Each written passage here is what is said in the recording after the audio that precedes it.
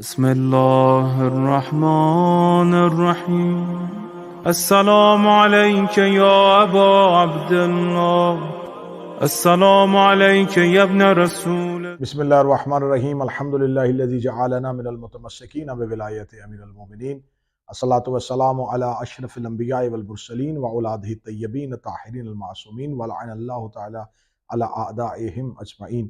اما بعد فقد قال حق سبحانہ تعالی فی کتابہ المجید. بسم اللہ الرحمن الرحیم. انما یرید اللہ لیذھب عنکم الرجس اہل البیت ویطہرکم تطہیرا.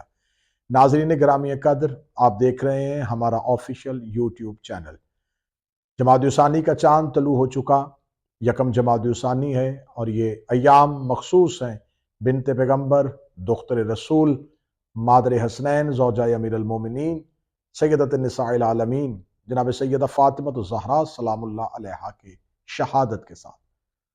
ان ایام میں پوری دنیا میں رہنے والے اہل بیت علیہم السلام کے چاہنے والے ان دنوں کو جناب سیدہ کی مظلومیت، جناب سیدہ کی شہادت کے طور پر مناتے ہیں. کون جناب سیدہ جو بذات و منی رسول کی مصداق تھی؟ کون جناب سیدہ جس کے احترام میں رسالت مآب ممبر سے اٹھ کے کھڑے ہو جاتے تھے؟ کون جناب سیدہ جن کے بیٹے جوانان جنت کے سردار ہیں؟ کون جناب سیدہ جن کے شوہر امیر المومنین ہیں؟ کون جناب سیدہ جو مباہلہ میں خدا اور رسول کی گواہ بن کے گئی تھی؟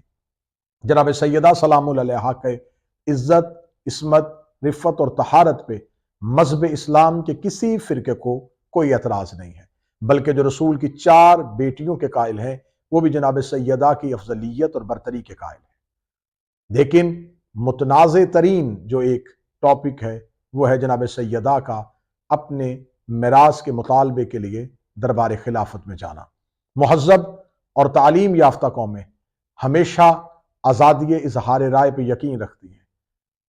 آج بھی پاکستان میں صحافتی تنظیمیں ہوں یا سیاسی جماعتیں، کوئی بھی اپنے اوپر پابندی کو برداشت نہیں کرتا. ہر انسان چاہتا ہے کہ اسے اس کی بات کرنے کا پورا موقع دیا جائے. مجرم کو بھی عدالت میں سزائے موت سے پہلے اپنا موقف سنانے کی اجازت دی جاتی ہے.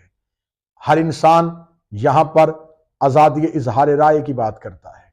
یہاں پر تنظیمیں، یہاں پر ہیومن رائٹس، یہاں پر انسانی حقوق، یہاں پر آج بھی ہر طبقہ فکر یہ چاہتا ہے کہ اس کی آواز کو نہ دبایا جائے. لیکن جب اہل بیت کے حقوق کی بات آتی ہے، جب خاندان رسول کی بات آتی ہے، تو پھر اس قانون کو بدل دیا جاتا ہے. پھر کہا جاتا ہے کہ اس پہ خاموش رہا جائے، اس پہ بات نہ کی جائے، اس پہ لکھا نہ جائے، اس پہ بولا نہ جائے، اس پہ بحث نہ کی جائے، اس پہ گفتگو نہ کی جائے. تو کیوں؟ جو آزادی ہم اپنے لیے چاہتے تھے وہ رسول کے گھر کے لیے کیوں نہیں؟ وہ خاندان اہل بیت کے لیے کیوں نہیں؟ وہ رسول کی بیٹی کے حق کے لیے کیوں نہیں؟ ہم چاہتے ہیں ہم آسن انداز میں آپ سے یکم، 2 اور 3 جمادی الثانی کی مناسبت سے ہر روز ایک سوال اپنے برادران اہل سنت سے ضرور کریں، تاکہ وہ اس سوال کو سوچیں، سمجھیں، پھر اس کا جواب ڈھونڈنے کی کوشش کریں. ہمارا سوال یہ ہے کہ جناب سیدہ سلام اللہ علیہا کا اپنے میراث کے مطالبے کے لیے دربار خلافت میں جانا، اس میں کوئی دو رائے نہیں. اس میں کسی نے کوئی اعتراض نہیں کیا کہ جناب سیدہ نے میراث کا مطالبہ نہیں کیا تھا.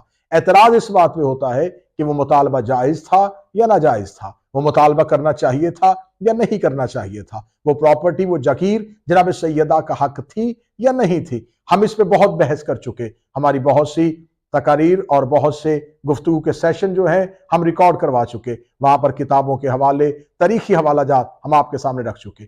اب بات ہے صرف ذہنی استدلال کی، اب بات ہے صرف ذہنی طور پہ حقائق کو تسلیم کرنے کی.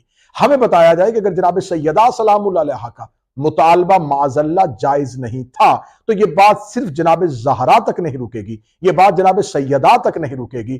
اگر جناب سیدہ نے اس چیز کا مطالبہ کیا جو جناب سیدہ کا حق نہیں بنتا تھا تو اس کا مطلب ہے کہ معاذ اللہ جناب زہرا کا مطالبہ صداقت پر مبنی نہیں تھا. پھر بات صرف صداقت پر نہیں رکے گی، پھر قرآن کی آیت تطہیر جو بی بی کی طہارت کی گواہی دے رہی ہے پھر بات طہارت تک پہنچ جائے گی. پھر بات صرف طہارت تک نہیں رکے گی، کیونکہ اس طہارت کا تذکرہ قرآن کی آیت نے کیا ہے، پھر قرآن کی آیت کو مشکوک مانا جائے گا۔ اگر معاذ اللہ قرآن میں سے ایک آیت کو مشکوک مان لیا جائے تو پورا قرآن مشکوک ہو جائے گا۔ اگر پورے قرآن کو مشکوک مانا جائے گا تو جس رسول پہ اترا اس رسول کی رسالت خطرے میں چلی جائے گی۔ اگر اس رسول کی رسالت کو خطرے میں دیکھا تو پھر وحی کے نزول کو مشکوک سمجھا جائے گا، پھر وہ جو جبریل امین فرشتہ وحی لے کے آیا تھا اس کے وجود کا انکار کیا جائے گا۔ پھر جس نے یہ قرآن اور اس فرشتے اور اس رسول کو بھیجا تھا اس خدا کی وحدانیت کو تسلیم نہیں کیا جائے گا۔ تو اس کا مطلب ہے کہ بات سیدہ کے مطالبے سے چلے گی اور خدا کی توحید تک چلی جائے گی۔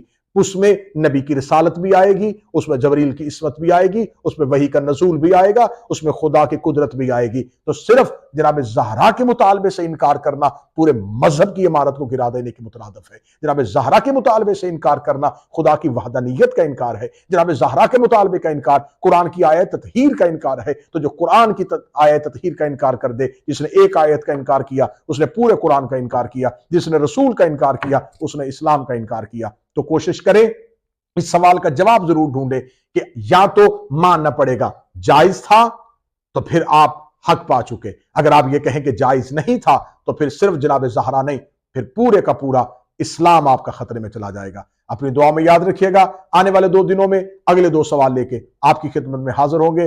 اپنا اور اپنے قریب رہنے والوں کا خیال رکھیے گا۔ اللہ میرے ملک کو اندرونی اور بیرونی خطروں سے محفوظ و مامون فرمائے، اور دہشت گردی جیسی وبا سے اور تخریب کاروں سے اور فتنہ پروروں سے محفوظ و مامون فرمائے۔